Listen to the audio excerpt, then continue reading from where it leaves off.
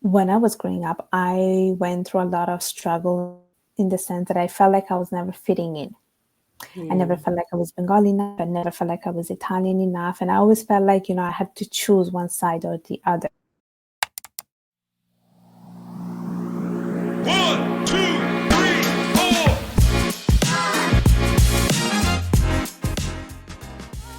Welcome to the Lean Podcast, Ladies Empowerment and Alignment Network. I'm your host, Mahogany, and this is season 2. Let's start with a short prayer. God, I pray this season speaks to every heart listening. May these stories ignite purpose, restore hope, and remind each woman that she is never alone. Amen. All right, y'all. We are here back at season 2 of the Ladies Empowerment Alignment Network podcast. Thank you so much for being here again.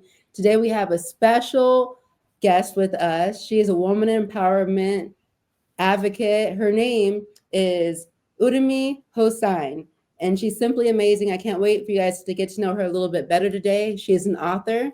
She has a book, Discovering Your Identity, a rebirth from interracial struggle. She's also a podcaster out of Canada. Her podcast is Stories Beyond Borders. She's also in Women in Leadership organization as the co-chair out in Montreal. So help me welcome Udemy. Thank you for having me. Thank you for coming, girl. I really appreciate you. I am so happy that you found me on social media and you aligned with what I do here on my podcast and wanted to come on. Yeah, You're our first guest out of the country, so that's super dope. Yes, I we feel special. you are very special, girl. You're very special. So we're really excited to stay here today about her story, how she got started in her businesses and her hobbies and all the things that she does to give back to the women. So I know it's going to be something powerful. So turn up your guys' as speakers and let's get ready. All right. So I mean, I know I did an introduction for you, but can you just give us a little bit more information about who you are? Yes, I like to call myself a woman who wears many hats. I do have a corporate job, but I do have a lot of things outside of my 9 to 5. I am a self-published author, speaker, YouTuber, female mentor, a big advocate of women's empowerment. I'm also a blogger and I'm a new podcaster. And I'm part of an organization called Women in Leadership, which is actually based in Canada and have several chapters. And I am part of the Montreal chapter as the co-chair. So these are some of the things I do, and I wear many hats. Yes, we love it. How many of you women can relate? I feel like us as women, we are oftentimes wearing so many hats. Like it's a skill, it's a gift. I really think it is. A lot of men, they look at us like you're doing too much. But for us, and just hearing from you and me, and just like hearing what you've done and what you do, I'm like, yeah, we're on the right path. So that's really dope. Yeah. Um, have you always known you would be one who wears many hats, or what was your childhood like growing up? No, definitely no. I definitely did not know that. And I thought I was going to wear one hat, to be honest. And it's not something, I mean, especially when you're a kid, you don't think about all these different things that you can explore. You typically think, okay, you're just going to do one thing and one thing only. But a lot of this passion just came to me as I became an adult and I understood that there are many possibilities and there are many things that we can take on. And even this morning I was just listening to this podcast where they were talking about how people now, yes, do have a full-time job, but they also have all these other passions and they like to be creative and use that creativity for to pursue something that they really enjoy. And that's how it basically started with myself. Right. And today it's like so easy to do multiple things because we have access to social media. And so we're able to like see different things people are doing and incorporate it into our own lives and things like that. So I know That's you right. said, right. And I know you said that you thought you'd only be wearing one hat. Do you remember what that one hat was when you were a child, like a young girl? Yes, it's so funny. It's not even that I'm not even wearing that hat right now, but basically when when I was a kid, I think I always had this passion that, I was going to be a therapist. That's what I thought. I just enjoyed like listening to people and solving their problems. And I thought, yeah, this is what I'm going to do. I'm going to be like a therapist for people and solve their issues. And then somehow I changed my mind. And then I thought, I'm probably going to become a tourist guide eventually, because I was living in Italy, because that's where I was born. And I was into this program where you get to learn different languages. And so I was like, you know what, I would probably go around cities and be like a guide for tourists and show them all the beauty that Italy has to offer. And then I realized that that was not what was meant to be for me. And when I moved to Canada, that was another thing. Like, I thought that I was going to be in international business, work for a big multinational, and travel the world and so forth. That did not happen either. It just did not Not happen. yet. I just No, it did not happen. I switched neither, and then I ended up in finance, and that's the hat that I wear during my 9 to 5, a corporate finance professional. Oh, wow. Yeah. Okay. Wow. So I know that you have your book here, Discovering Your Identity. Tell us a little bit about your journey with discovering your identity. Yes, so I always introduce myself to people as Italian by birth and Bengali by blood. What that means is that I was born and raised in Italy, and both of my parents are from Bangladesh. And when I was growing up, I went through a lot of struggle, in the sense that I felt like I was never fitting in. I never Hmm. felt like I was Bengali enough. I never felt like I was Italian enough. And I always felt like, I had to choose one side or the other.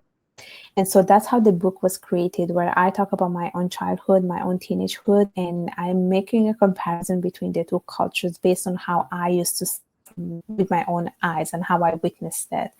And so through the chapters, I talk about different things, such as my experience going to school. So I went to school in Italy, and Italy is very Catholic. So one thing that you see when you go to school, like this back in the days, you could see like crucifix, and I remember seeing that, or seeing like nuns at school and seeing like a church. And for me, that was like completely new to me. Like it was like, I don't know, what this word is.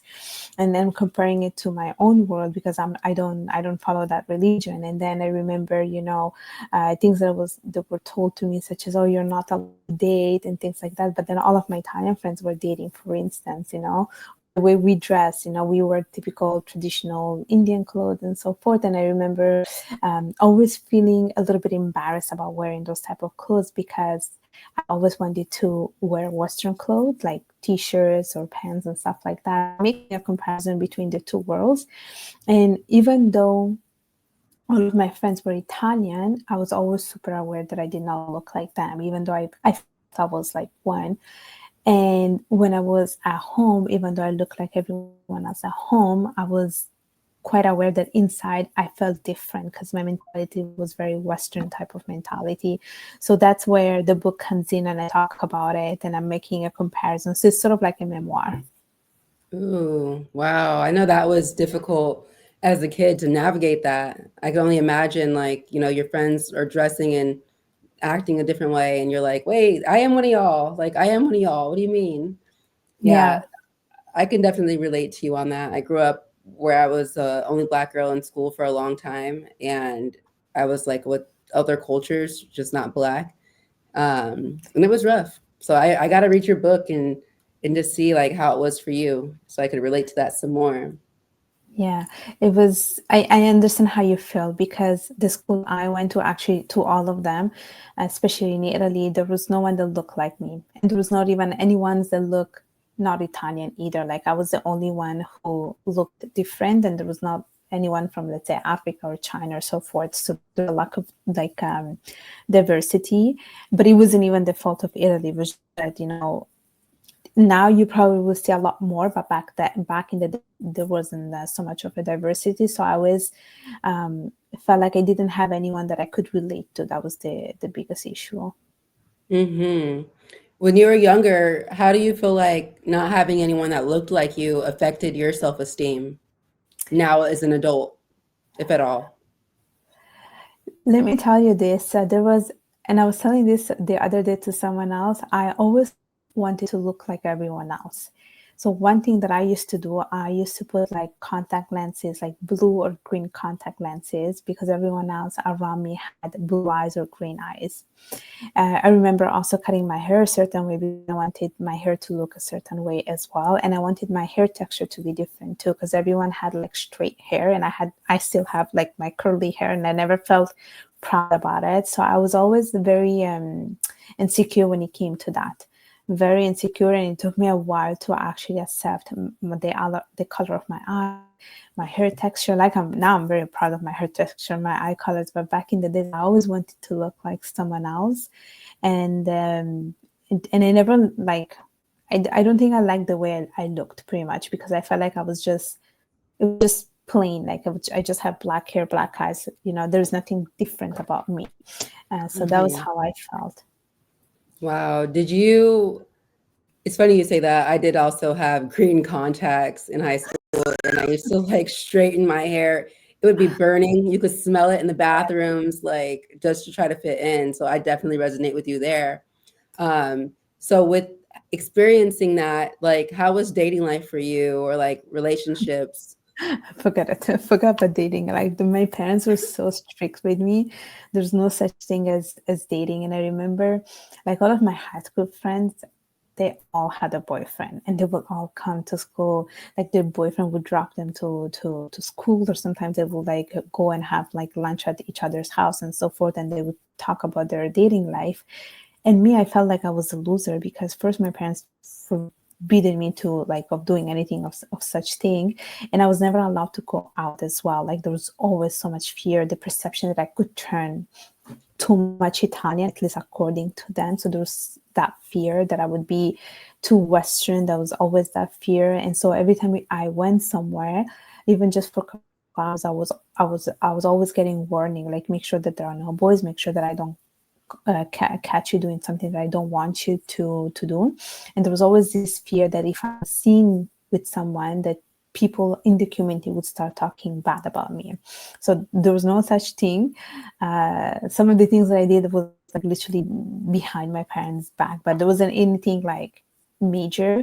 But I remember always thinking I'm such a loser, because everyone around me somehow had someone and they can talk about this, and it felt cool, especially when you are like 14, 15, right? You want to be like everyone else, but I felt like a big loser. Hmm. Yeah. Yeah. So do you remember when you started to grow out of the feeling of seeing yourself as a loser? You know what? I want to say it took me a while. It took me a while because it just, it's all about self-worth, right? And accepting yourself. And like this whole thing about the loser, I felt it until I was in my 20s. I felt it until I was in my 20s. And it took me a while to also feel empowered, also like when it comes to my cultural identity. Like now I am in my 30s, but it was in my mid 20s, closer to my 30s, that I feel like I'm starting to feel empowered. Like it's as soon as I realized what my cultural identity was, I feel like I'm finally realizing who I am as a person, that I'm no longer a loser, that I should value everything that I bring, my own strength. And talking about this with my friends and how I felt like starting with not fitting in and stuff like that, my friends started to talk to me, and they made me see the world in a different way. They were like, oh, if you have in two cultures, it just means you have, it means you speak two languages, it means you have two cultures, two visions of the world. It just means so many things. And that was, I would say, the turning point. That was like, okay, I know who I am right now, and I know what I want to stand for. And from there, I started to accept myself a little bit more, like embrace my identity and my heritage and the way I look, my hair, and so forth. Yeah. Right. Because you are gorgeous. Can we just comment, if y'all are watching this? She is freaking gorgeous. Like, so I hate that you felt that way. I definitely resonate with that. So Yeah. uh, I know for me, when I got down south, I'm from Oregon. And so when I got to Texas for college, and all the boys were like after me, like, oh my God, she's gorgeous. She's everything. And I'm like, me? Like, I never had a date. I never like was the pick, the one no one wanted. So I think that was You know, interesting. it's making me think about something that happened to me when I was in high school. Like we would do these stupid games where the guys were asked to rate all the girls in the classroom, and I remember getting never getting a good grade. Like never, I never was rated good. I remember that pretty clearly, and that always affected me because I did feel at some point that okay, maybe I'm not pretty enough for them. And I always used to think that Bengali girls are not pretty. It took me a Mhm. while. And now when I look around, I'm like, no, we're so pretty. Like the whole South Asian, all the South Asian girls are so pretty. Yeah. Yes, absolutely. Yes. Wow. So when did you, or how did you like transform, you find your identity into like women empowerment and leadership? How did you bridge that gap, or did that have anything to do with your desire to help women? It did. So let me tell you this. I think as soon as I was like able to find the answer of who I am as in terms of my cultural identity, I feel like everything just came along. It was like everything was just meant to be the way it is right now. And basically what happened is the work that I do with women in leadership just came from my own personal experiences. In Bangladesh, for instance, or in the South Asian community, women are typically seen as a burden. There are a lot of gender stereotypes, unfortunately.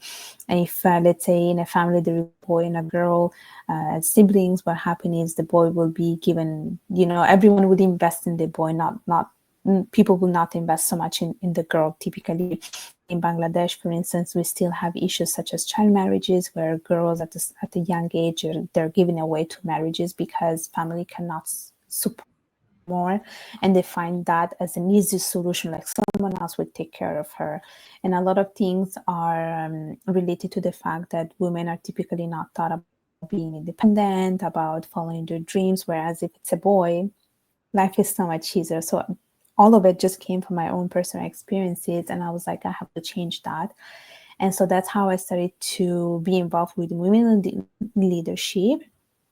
And in relation to women's empowerment in general, like I am a female mentor, so I do mentor women, girls, women of color, women from different backgrounds, and I do a lot of mentoring through a lot of organizations.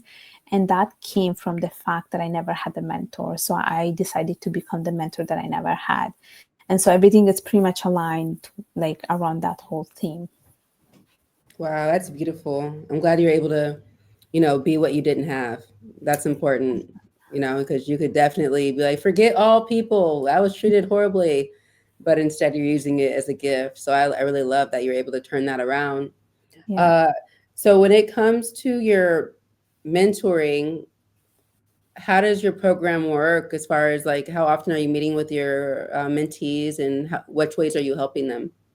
So for the mentoring part, it really depends on the organization that I am with, because basically a lot of this organization they have short-term projects. So typically it's a 6 months type of relationship, and I got involved to so many of the organizations. So usually the organization has like a database with all the mentors, and then they match you with a potential mentee based on your interest. And typically it's a 6 months relationship. And what's beautiful about it is that I have mentored women of color, women who have moved from one country to another, and maybe they're trying to like navigate a new country. I have mentored, let's say, women who want to study finance and so forth, or maybe women who are looking to, become the better version of themselves. So usually I meet them like, let's say, once a month, and we're discussing a little bit about their goals. But before getting into the whole mentoring part, I'm always trying to build a human connection, which I think it's more important to build the foundation before you start the business part, I would say. So it's been very fulfilling, because I feel like I learn from my mentees as much as they learn from me. Oh man, that's so awesome. I know they appreciate you so much. Yeah. I know every mentor needs a mentor. Do you still have a mentor to this day, or did you find one that you, or anyone that you look up to? I do have a couple of people that I look up to. One of them is my ex-manager, but she was never officially my mentor. But I always have seen her as my mentor because she has been a true inspiration true guide for me. I will always go to her for questions or anything. And I have a friend of mine who I call Friendtor actually, which is a combination of friend and mentor. Again, she was never officially my mentor, but she has been someone who has been there for me for guidance and for helping me through the difficult times. And so I do think that every person needs a mentor, no matter what your age or your experience is. And that's how we grow and keep going. Yes, I agree with that, definitely. So I want to back up a little bit just when it comes to your childhood. I know you how you mentioned in Bangladesh how women are oftentimes not granted the same opportunities as Mhm. boys. How did your parents, treat you growing up, or did you have siblings that were boys, or what was that like for them to break away from the culture and be different? My sibling is she's my sister, so there was no boy in the families. But one thing that I often used to hear from the community is the typical question that this was a typical question: do you wish Urmi was a boy? That Mm, was one question that were often asked because there is this assumption that if it's a boy, he can start working early, he can be the next breadwinner. They never think that a girl can do that. That was the problem. mm-hmm, So my experience was completely different. I mean, I was born in Italy. My parents moved in to Italy for a reason, because they wanted to have a better future. And then I was born, so they invested a lot in us, a lot of sacrifices. But I do think sometimes that probably my life would have been different if I was living in Bangladesh. I'm pretty sure about it. Pretty sure. mm-hmm. Yeah. Wow. Do you still have family there in Bangladesh? Some people, yeah, I do have few relatives, but most of my relatives are actually in UK. Oh, wow. Okay. Your family's a little bit everywhere. A little bit everywhere. Wow. So what do you see yourself doing next in the future? You have such a beautiful story, and it seems like you have so many lessons that you've already learned and more to learn, I'm sure. What do you see for yourself moving forward? I definitely see myself still publishing another book. I do want to continue doing the work that I do with women in leadership and mentoring. I do want to build an army of strong and bold women. And I do see myself delivering at TEDx eventually sometime in the future. I put it out there Yeah, in the universe, so it's going to come back to me eventually. But these are some of my three biggest goals that I see myself doing in the next couple of years. Yeah. I love that. As a woman who is so ambitious, what are some tools or tasks that you use to stay on track with your goals? So I I have a vision board that I do every year at the beginning of the year, and usually I put there everything that I want to achieve during the year. That's something that keeps me focused. And if I go off track, I'm always looking at my vision board. I also like to have a goal setting type of exercise where I write down the goals I want to achieve during the year, and usually I write it in a journal. And I also use my to-do list once I start doing some of the things, so I'm able to keep track of everything. And I always say Google Calendar is my best friend. Otherwise, I'll be all over the place. Yeah, I feel you. I love those. Uh, what's one book that you would recommend to the ladies that's helped you catapult yourself forward with your mindset? Oh gosh, hold on. I read so many books. That's a hard one. So there is this book. I don't remember now the full title of it, but it's the book about ikigai. I don't know if you're familiar with this concept. You're not familiar with this concept? Mm-mm. Oh no, Icky? no, ikigai. Okay. It's very popular. Like if you read about self-development books or self-growth books, that's one of the most recommended books. And basically, it talks about how to have a happy and fulfilled life. And it talks about finding your ikigai, which is your reason of being. And so it's explaining you how you can find purpose in life. And it's a very well illustrated book with real life examples. And I highly recommend that anyone who wants to work on themselves, they have to read that book. Okay. It's Ikigai. Yeah, Okay. that's the book. All right, y'all. So y'all see that That's one the right book. there. Okay. Wow. No, I have not heard that one. You have to read that book. It's such an easy book. It's so well done. You have to read that book. Okay, we're gonna definitely be reading that one. All right. All right, Umi, a couple last things that you want to leave with our audience just to remember. So one thing I do want to share to the women out there is about when it comes to growth, personal growth. I would say yes to opportunities even when you don't feel ready. Because I like to believe in the idea that everything that we do in life, it's all about exploring everything and just jumping on opportunities to see if you're the right fit. And it's all about trial and error. So my advice would be just don't be afraid when an opportunity presents to you. Just take it, and take it because you know that you deserve it. Okay, I love that. That's powerful for real. All Yeah. right. And one last thing, where can the ladies find you on social media or anywhere? So I do have a LinkedIn profile. It's called Urmi Hossain. I have a YouTube channel called Urmi Hossain, and my podcast is called Stories Beyond Border, which is available on Apple Podcasts and Spotify. And I also have an Instagram account with the same name. And my book is available on Amazon, and it's called Discovering Your Identity: A Rebirth from Interracial Struggle. Awesome. So y'all make sure to check her out. It's been an absolute treat to have you from Canada with us today and just sharing with us all the things that you've learned and how you turned lack of identity into helping women have their own. So I really love what you're doing. Keep up the great work, for real. Thank you. All right. Well, until next time, we'll see what you're up to next time. Thank you.